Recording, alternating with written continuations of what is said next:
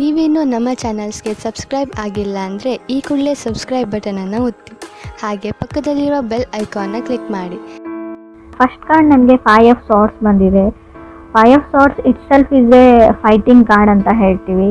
So ತುಂಬ ಜಗಳ, ತುಂಬ ಆರ್ಗ್ಯುಮೆಂಟ್, ಸೋ ಮಚ್ ಫೈಟಿಂಗ್ ಅಂತ ಕಾರ್ಡ್ ಹೇಳುತ್ತೆ. ಸ್ವಲ್ಪ ಟ್ರಿಗರಿಂಗ್ ಇರುತ್ತೆ. ಅದರ್ ಪರ್ಸನ್ ಏನೇ ಹೇಳಿದ್ರು ಯಾವುದಕ್ಕೂ ಟ್ರಿಗರ್ ಮಾಡ್ತಾ ಇದ್ದಾರೆ ಅಂತ ಅನಿಸುತ್ತೆ. ಇದರಿಂದ ಆರ್ಗ್ಯುಮೆಂಟ್ ಸ್ಟಾರ್ಟ್ ಆಗಿ ಸೊ ಕಮ್ಯುನಿಕೇಷನ್ ಸ್ಟಾಪ್ ಆಗೋ ಅಂಥ ಚಾನ್ಸಸ್ ಇದೆ.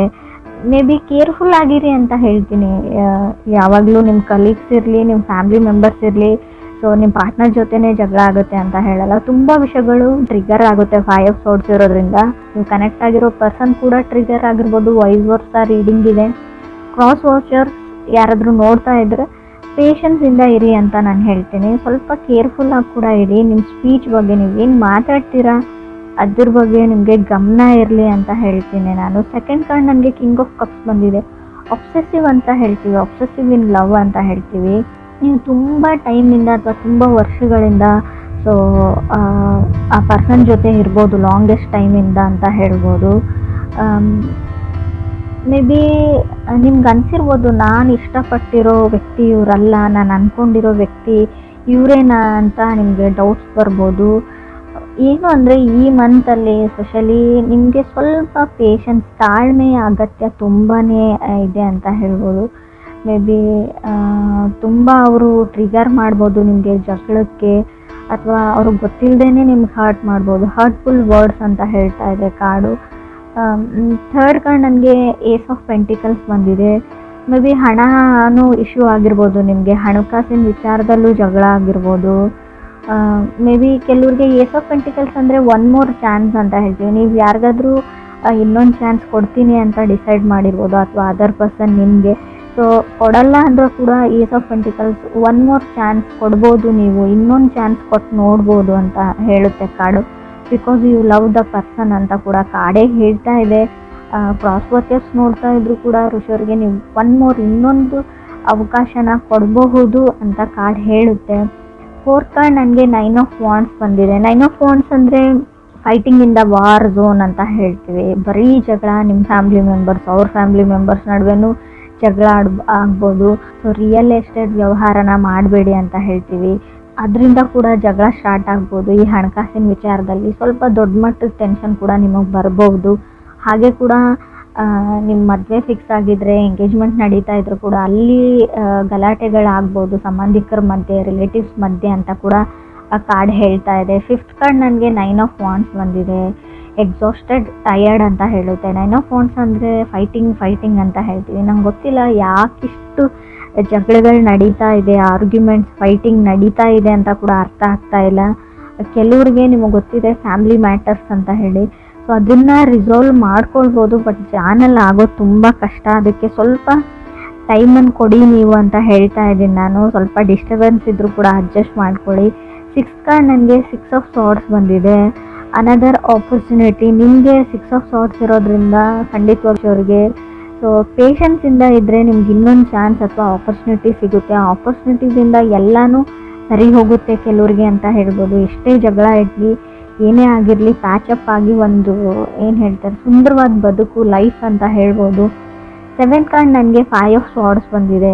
ಇನ್ನೂ ಕೆಲವ್ರಿಗೆ 3 ಆರ್ಗ್ಯುಮೆಂಟ್ಸ್ ಹೇಳ್ತೀನಿ. ನಂಗೆ ಗೊತ್ತಿಲ್ಲ, ರೀಡಿಂಗೇ ಇದೇ ಥರ ಇದೆ, ಬರೀ ಜಗಳ ಆರ್ಗ್ಯುಮೆಂಟ್ಸ್ ಅಂತ ಹೇಳ್ತೀನಿ ಅಂತ ಅಂದ್ಕೊಳ್ಬೇಡಿ. Fighting for a wrong reason ಅಂತ ಹೇಳುತ್ತೆ. ನೀವು ಅಥವಾ ಅದರ್ ಪರ್ಸನ್ನು ಒಂದು ತಪ್ಪಾದ ಕಾರಣಕ್ಕೆ ನೀವು ಜಗಳ ಆಡ್ತಾ ಇದ್ದೀರಾ. 5 ಆಫ್ ಸಾರ್ಟ್ಸ್ ಇರೋದ್ರಿಂದ ಸ್ವಲ್ಪ ಯೋಚನೆ ಮಾಡಿ, ಪೇಷನ್ಸಿಂದ ನೋಡಿ, ನಾನು ಸರಿ ಇದ್ದೀನಾ, ನಾನು ಮಾತಾಡೋ ವಿಷಯ ಸರಿ ಇದೆಯಾ, ನಾನು ಆರ್ಗ್ಯುಮೆಂಟ್ ಮಾಡ್ತಾ ಇರೋ ಟಾಪಿಕ್ ಯಾವ ಥರ ಇದೆ, ಸಿಚುವೇಶನ್ ಸರಿಯಾಗಿದೆಯಾ ಅಂತ ಯೋಚನೆ ಮಾಡಿ. ಈ 8th ಕಾರ್ಡ್ ನನಗೆ 6 ಆಫ್ ವಾಂಡ್ಸ್ ಬಂದಿದೆ. Quick to exit. ತುಂಬ ಬೇಗ ನಾನು ಬಿಟ್ಬಿಡ್ತೀನಿ, ನಾನು ಸಪ್ರೇಟ್ ಆಗಿಬಿಡ್ತೀನಿ, ಡಿವೋರ್ಸ್ ತೊಗೊಂಡ್ಬಿಡೋಣ ಅಂತೀರಾ ನೀವು ಅಥವಾ ಅದರ್ ಪರ್ಸನ್. ಅವ್ರಿಗೆ ನಿಮಗೆ ಬ್ಲೇಮ್ ಬರುತ್ತೆ ಅಂತ ಹೇಳ್ಬೋದು. ಬಟ್ ಇಬ್ಬರದ್ದು ಫಾಲ್ಟ್ ಇದೆ. Both people have A part ಅಂತ ಕಾರ್ಡ್ ಹೇಳ್ತಾ ಇದೆ. ಮೇ ಬಿ ಅದರ್ ಪರ್ಸನ್ ನಿಮ್ಮನ್ನು ಇಗ್ನೋರ್ ಮಾಡ್ಬೋದು, ಬ್ಲೇಮ್ ಎಲ್ಲ ನಿಮ್ಮ ಮೇಲೆ ಹಾಕ್ಬೋದು, ತಪ್ಪೆಲ್ಲ ನಿಮ್ಮದೇ ಅಂತ ಕೂಡ ಅನ್ಬೋದು. ಸ್ವಲ್ಪ ದಿನ ಸುಮ್ಮನಾಗಿ ಅಂತ ಹೇಳ್ತೀನಿ ನಾನು. 9th card ace of wands ಬಂದಿದೆ. ಇಗ್ನೋರ್ ಮಾಡ್ತಾ ಇದ್ದಾರೆ. Doing silent treatment. ನೀವು ಎಷ್ಟೇ ಕಾಲ್ ಮಾಡಿ, ಮೆಸೇಜ್ ಮಾಡಿ ರೆಸ್ಪಾನ್ಸ್ ಮಾಡಲ್ಲ. ಕಾಲ್ ಪಿಕ್ ಮಾಡ್ತಾ ಇಲ್ಲ ಅಂತ ಕೂಡ ನಿಮ್ಮ ಕಂಪ್ಲೇಂಟ್ ಇರ್ಬೋದು, ಅಥವಾ ನೀವು ಈ ಥರ ಮಾಡ್ತಾ ಇರ್ಬೋದು, ಅದರ್ ಪರ್ಸನ್ಗೆ ಇಗ್ನೋರ್ ಮಾಡ್ತಾ ಇರ್ಬೋದು ಅಂತ ಕಾರ್ಡ್ ಹೇಳ್ತಾ ಇದೆ. 10th ಕಾರ್ಡ್ ನನಗೆ 4 ಆಫ್ ಪೆಂಟಿಕಲ್ಸ್ ಬಂದಿದೆ, 11th ಹರ್ಮೆಟ್ ಕಾರ್ಡ್ ಬಂದಿದೆ. ನೋ ಕಮ್ಯುನಿಕೇಷನ್ ಅಂತ ಹೇಳುತ್ತೆ. ಕಮ್ಯುನಿಕೇಷನ್ ಇರಲ್ಲ, ತುಂಬ ಸೆನ್ಸಿಟಿವ್ ಇದ್ದಾರೆ ಪರ್ಸನ್.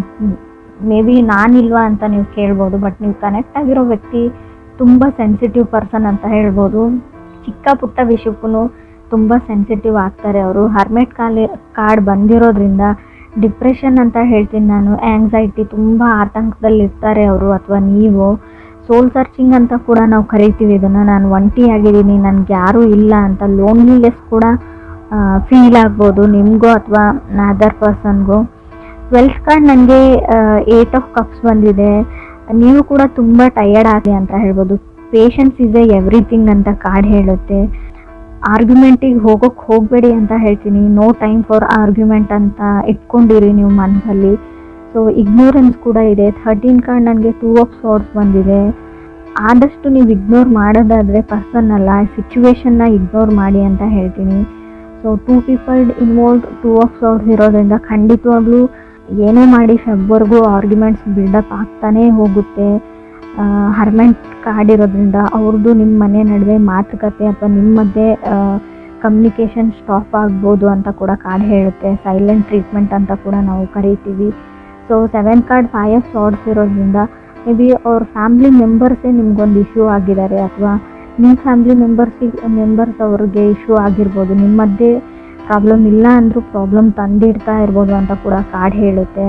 ಫ್ರೆಂಡ್ಸ್, ಮೇ ಬಿ ನೀವಿಬ್ಬರು ಹಿಡಿದ್ರೆ ಇನ್ನೂ 3 ಮೆಂಬರ್ಸ್ ಇನ್ವಾಲ್ವ್ ಇದ್ದಾರೆ ಇದರಲ್ಲಿ. ಆ ಮನೆಯವ್ರು ಇರ್ಬೋದು ಅಥವಾ ನಿಮ್ಮ ಮನೆಯವ್ರು ಇರ್ಬೋದು, ಅದರ್ ಪರ್ಸನ್ ಮನೆಯವ್ರು ಇರ್ಬೋದು. ಸೊ ನಿಮ್ಮ ಪೇರೆಂಟ್ಸ್ ಇರ್ಬೋದು, ಅವ್ರ ಪೇರೆಂಟ್ಸ್ ಆಗಿರ್ಬೋದು. ಸೊ ಟೋಟಲಿ 5 ಮೆಂಬರ್ಸ್ ಇನ್ವಾಲ್ವ್ಡ್ ಇದ್ದೀರಾ ಈ ಆರ್ಗ್ಯುಮೆಂಟ್, ಈ ಫೈಟಿಂಗಲ್ಲಿ ಅಂತ ಕಾರ್ಡ್ ಕ್ಲಿಯರಾಗಿ ಹೇಳ್ತಾ ಇದೆ. ಮೇ ಬಿ ಅವರೆಲ್ಲರೂ ಸೇರಿಬಿಟ್ಟು ನಿಮ್ಮನ್ನು ಒಂಟಿ ಮಾಡ್ಬೋದು, ಅಥವಾ ನೀವು ನಿಮ್ಮ ಫ್ಯಾಮ್ಲಿ ಜೊತೆ ಸೇರಿ ಅವ್ರನ್ನ ಒಂಟಿ ಮಾಡ್ಬೋದು ಅಂತ ಕೂಡ ಕಾರ್ಡ್ ಹೇಳ್ತಾ ಇದೆ. ಕಾರ್ಡ್ನೇ ತುಂಬ ಇಂಪಾರ್ಟೆಂಟ್ ಆಗುತ್ತೆ ಇಲ್ಲಿ. ನಿಮ್ಗೆ ಇಷ್ಟ ಇಲ್ಲ ಅವರಿಂದ ದೂರ ಆಗೋದು. ಎಂಡ್ ಆಫ್ ದಿ ಡೇ ಅವ್ರ ಮೇಲೆ ನಿಮಗೆ ಲವ್ ಇದೆ, ನಿಮ್ಮ ಮೇಲೆ ಅವ್ರಿಗೆ ಲವ್ ಇದೆ.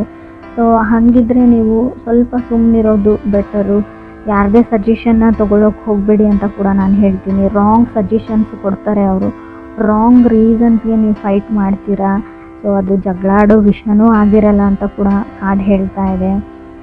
ಎವ್ರಿ ಡೇ ಆರ್ಗ್ಯುಮೆಂಟ್ ಅಂತ ಹೇಳುತ್ತೆ 8 ಆಫ್ ಕಪ್ಸ್ ಇರೋದ್ರಿಂದ. ಸ್ವಲ್ಪ ನೆಗೆಟಿವ್ ರೀಡಿಂಗ್ ಇದೆ, ನಾನು ಒಪ್ಕೊಳ್ತೀನಿ.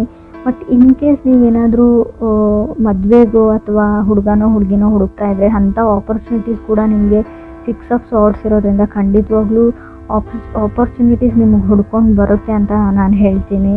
ಬಟ್ ಇಲ್ಲೂ ಕೂಡ ನೀವು ರಿಲೇಟಿವ್ಸ್ ಮಾತನ್ನ ಕೇಳೋಂಗಿಲ್ಲ. ನಿಮ್ಗೆ ಯಾರು ಆಫರ್ಸ್ನ ತಂದು ಕೊಟ್ಟಿರ್ತಾರೆ. ಸೊ ಸ್ವಲ್ಪ ಮ್ಯಾನಿಪುಲೇಟರ್ ಇದ್ದಾರೆ ಅವರು. ಇಲ್ಲದೆ ಇರೋದನ್ನೆಲ್ಲ ಇದೆ ಅಂತ ಹೇಳೋವಂಥ ವ್ಯಕ್ತಿ. ನೀವು ಕರೆಕ್ಟಾಗಿ ವಿಚಾರಿಸಿ ಬಿಟ್ಟು ಮುಂದೆ ಸ್ಟೆಪ್ ತೊಗೊಳ್ಳೋದು ಒಳ್ಳೆಯದು ಅಂತ ಕಾರ್ಡ್ ಹೇಳ್ತಾ ಇದೆ. ಡಿಲೇ ಹೇಳ್ತೀನಿ. ಓವರ್ ದ ಟೈಮ್ ಸ್ವಲ್ಪ ನಿಮಗೆ ಎಲ್ಲದರಲ್ಲೂ ಡಿಲೇ ಅಂತ ಅನ್ನಿಸ್ಬೋದು. ಸೊ ಅದು ಒಳ್ಳೆಯದೇ ಅಂತ ಹೇಳ್ತೀನಿ. ಯಾವುದೇ ಸಡನ್ ಡಿಸಿಷನ್ನ ಅಥವಾ ಬಿಗ್ ಡಿಸಿಷನ್ನ ಈ ಮಂತಲ್ಲಿ ಮಾಡಬೇಡಿ ಖಂಡಿತವಾಗ್ಲೂ ಅಂತ ಕಾರ್ಡ್ ಹೇಳ್ತಾ ಇದೆ. 9 ಆಫ್ ವಾಂಡ್ಸ್ ಇರೋದ್ರಿಂದ ಸ್ವಲ್ಪ ಟಯರ್ಡ್ ಆಗಿರ್ತೀರ. ಆದಷ್ಟು ಗುಡ್ ಸ್ಲೀಪ್ನ ತೊಗೊಳಕ್ಕೆ ಟ್ರೈ ಮಾಡಿ, ಚೆನ್ನಾಗಿ ನಿದ್ದೆ ಮಾಡೋಕ್ಕೆ ಟ್ರೈ ಮಾಡಿ ಅಂತ ಹೇಳ್ತೀನಿ. ರಿಯಲ್ ಎಸ್ಟೇಟ್ ವ್ಯವಹಾರನ ಮಾಡೋಕ್ಕೆ ಹೋಗಬೇಡಿ. ಏನಾದರೂ ಬೈ ಮಾಡ್ತೀನಿ ಹೊಸ ವಸ್ತುಗಳಂದ್ರೆ ಅದನ್ನು ಕೂಡ ಸ್ವಲ್ಪ ಪಾಸಲ್ಲಿ ಇಡಿ. ಎಲ್ಲನೂ 1 ಸ್ಟೆಪ್ ಬ್ಯಾಕ್ ಅಂತ ಹೇಳ್ತೀವಿ, ಸ್ಟೆಪ್ ಬ್ಯಾಕ್ ಆಗಿ ಅಂತ ಹೇಳ್ತೀನಿ ನಾನು. ಸೊ ಸ್ವಲ್ಪ ನಿಮಗೆ ನೀವು ಟೈಮ್ ಕೊಟ್ಕೊಳ್ಳಿ ಅಂತ ಕೂಡ ಕಾರ್ಡ್ ಹೇಳ್ತಾ ಇದೆ.